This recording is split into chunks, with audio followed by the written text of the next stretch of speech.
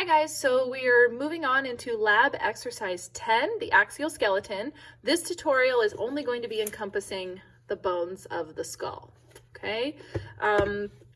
Just so we're comfortable with how to read the lab manual, the open circles that we see right here are corresponding to the bones, and then the individual little squares that we see, that's corresponding to an important marking on the bone. Sometimes I can refer to those as structures on the bone or important landmarks on the bone. So if we start with the cranium, that consists of 8 bones, the first bone we want to look at is the frontal bone. So from now on, I'm going to be keeping my lab manual off to the side. Please feel free to follow along with me with your own lab manual and pause the video where you may need to in order to identify these structures on your own. I'm also going to be posting a PowerPoint that is entirely devoted to just the skull, the bones of the skull, and their important landmarks. So I'm going to be looking at the frontal bone and then start off by walking through each one of these landmarks that we find on the frontal bone. So if we start with the frontal bone, that's this entire bone that we see right here. Okay, so the frontal bone is this entire bone. It has a couple of, you see, I'm trying to look at my phone, and then also my phone is my camera, so bear with me here. Right here, this is all the border for our frontal bone. The first structure we want you guys to be able to find is called the frontal squama, and that's basically a fancy word for your forehead. So where your forehead would be right here, that would be our frontal squama. The supraorbital margins, these are going to be the arches, sort of where our eyebrows would be. So supraorbital means on top of the orbits. So that's these two margins right here. The orbits themselves are the openings where we would find, you guessed it, your eyeballs. The anterior cranial fossa we will come back to in just a moment. I want to move on to the glabella, which is this surface right here in between where your eyebrows would be. So this surface right here is the glabella. And then our frontal sinuses. So I do need a different model for sinuses, so I will be coming back to sinuses as well. The anterior cranial fossa. So if I open up our skull, so again, this is still our frontal bone. Anterior cranial fossa, so a fossa means an indentation or depression. So anterior means on the anterior side of the cranium, so anterior and cranial. And then fossa is this entire region, so a fossa is more of a region that has this sort of depression shape. And so this entire region right here is called our anterior cranial fossa. And again, I will come back to sinuses. So let's move on to the next bone on the list, our parietal bone. So I just have to put this back together real quick.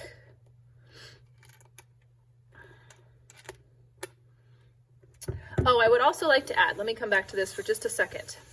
You'll notice that there's a number here in the corner. So frontal bone, that means we have one single frontal bone. However, parietal has a 2 next to it, and that's because we have 2 parietal bones. For every bone that you have 2 of, that means we also have a right and a left. And so thinking back to anatomical position, we are always talking about the right and the left of the patient.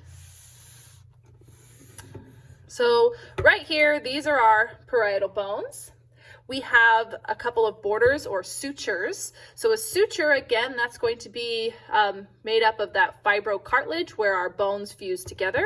So this first suture that we see right here, this is what we call our coronal suture. Coronal suture. So the coronal suture is the border, if you will, between the frontal bone and then the right and left parietal bones. Right down the middle, we have the sagittal suture. So all of this right here is our sagittal suture from the coronal suture down. When the sagittal suture starts to branch into this V-like shape we get here, this is what we call our lambdoid suture. If you look up the Greek letter lambda, it's sort of like an upside down Y, similar to the shape that we see right here. So that's our lambdoid suture. And then on either side, these are going to be our squamous sutures. So we see one on this side, and then again, one on this side. Again, because we do have 2 parietal bones. Moving on to the occipital bone. So based on the little number 1 in the parentheses, I see that I have one single occipital bone.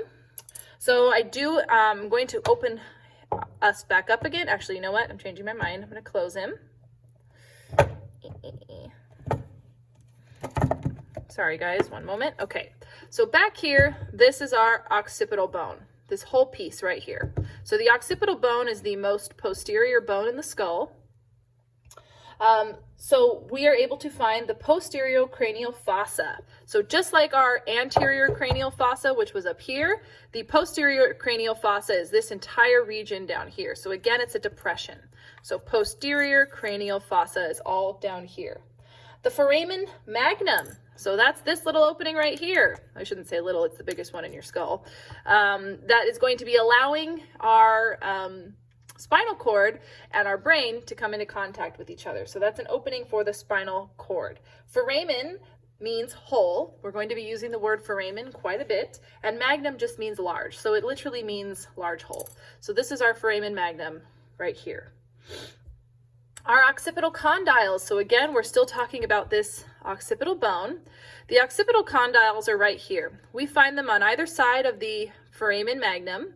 This is where our vertebral column is going to articulate with our skull. So if I turn it sideways, you can see that they are rounded. They will be fitting very closely with the atlas, which is our C1 vertebrae, which we will get to next time.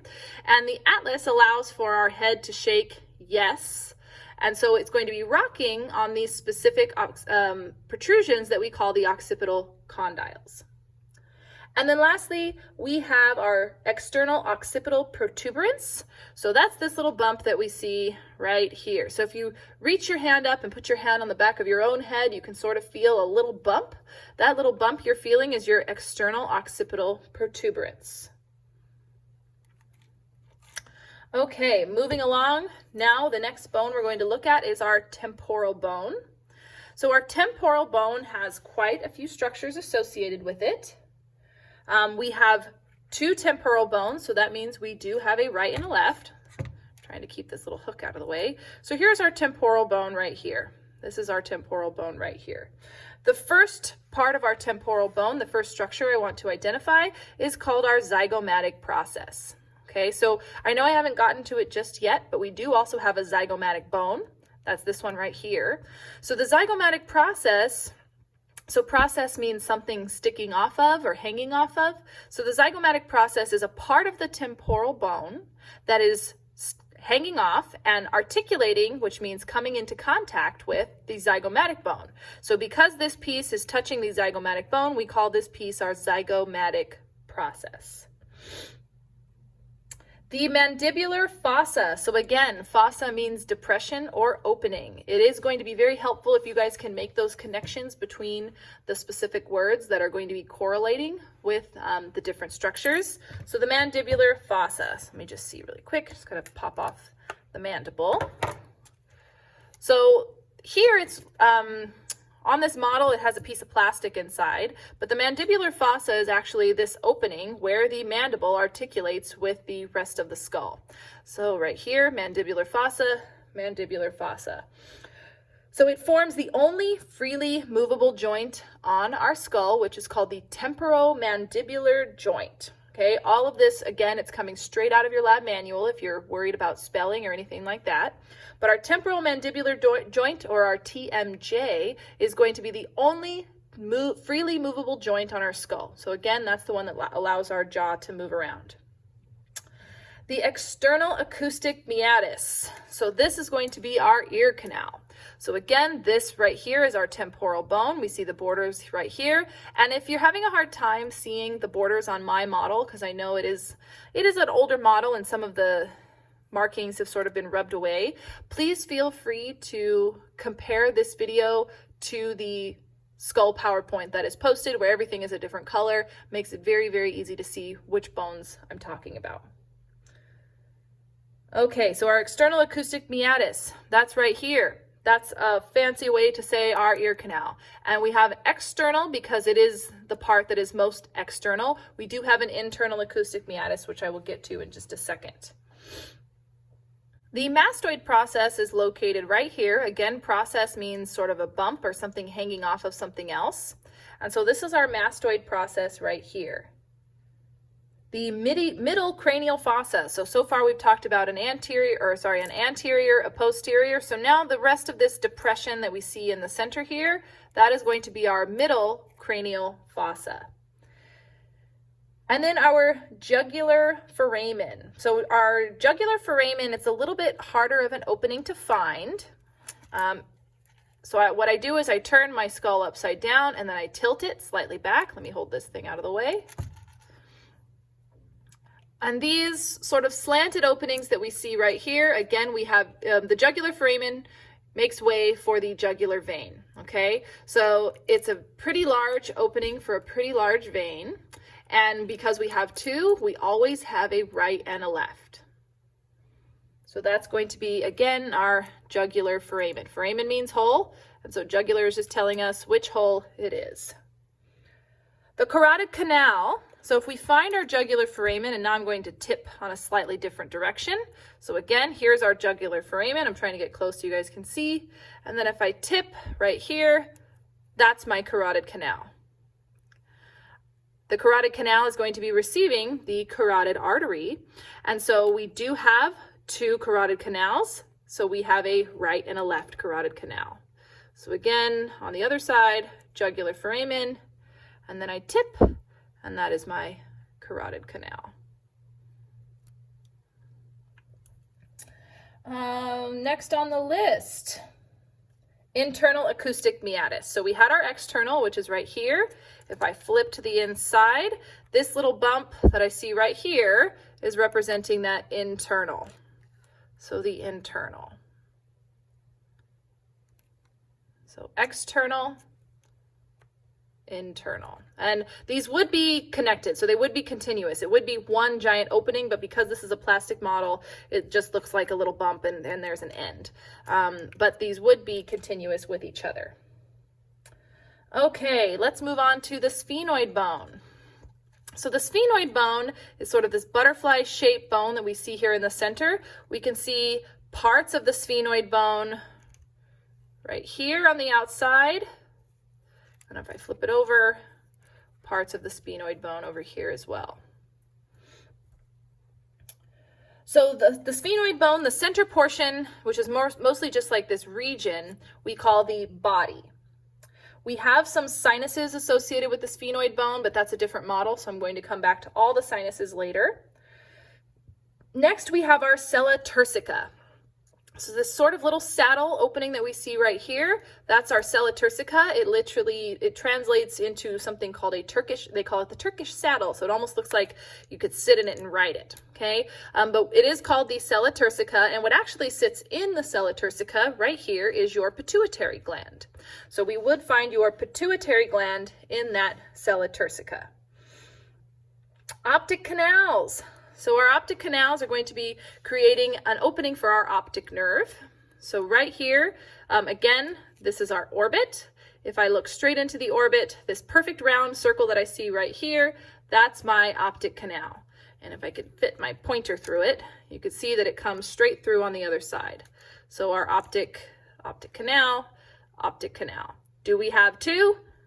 You bet. And so do we have a right and a left? Yes, we do. So this is going to be my right optic canal, and then this is going to be the left. Again, because we always talk about the patient's right and left. Next is going to be our superior orbital fissure. So again, we're still looking in the orbit. So the optic canal is this perfectly round opening that we see right here. The superior orbital fissure is sort of this slits type opening that we see right here, right next to that optic canal.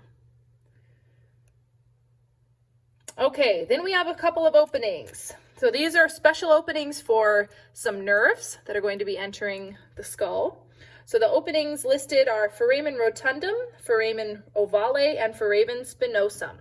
So foramen rotundum, that's going to be this one right here. It's the most anterior opening that we see, again, because the eyeballs are on this side, so this is my anterior. So rotundum kind of makes me think of the word round. So it is also a nice, perfectly round circle. So foramen rotundum. Foramen ovale is this oval shape right here. And then foramen spinosum is the tiniest of all the holes and also the most posterior. So foramen rotundum, foramen ovale, foramen spinosum. Rotundum, ovale, spinosum. So it kind of sounds like a Harry Potter spell to me. So that's sort of how I remember them. Okay, our ethmoid bone. So we find our ethmoid bone right in here. It has a couple of structures associated with it. So what's a little hard to see on this model is that this part right here is actually sort of a honeycomb type shape. And so that honeycomb type shape is what we call our cribiform plate. So it would be on either side here. And then this ridge that we see down the center, that's our crista galli. The perpendicular plate, so it is still associated with the ethmoid bone. However, for us to see it, I need to flip over our skull here. So the perpendicular plate is going to be the more superior part of the septum. So this is our septum, and then the perpendicular plate is this portion up here. So that's still associated with the ethmoid bone. And then the last thing that we talk about with the ethmoid bone is the ethmoidal sinuses, which again, I will get to when we look at our sinus model. Okay, so that concludes our bones in our cranium. So that's 8 bones with several different anatomical markings that I want you guys to be able to find. Next, I'm going to be working our way through the 14 different facial bones.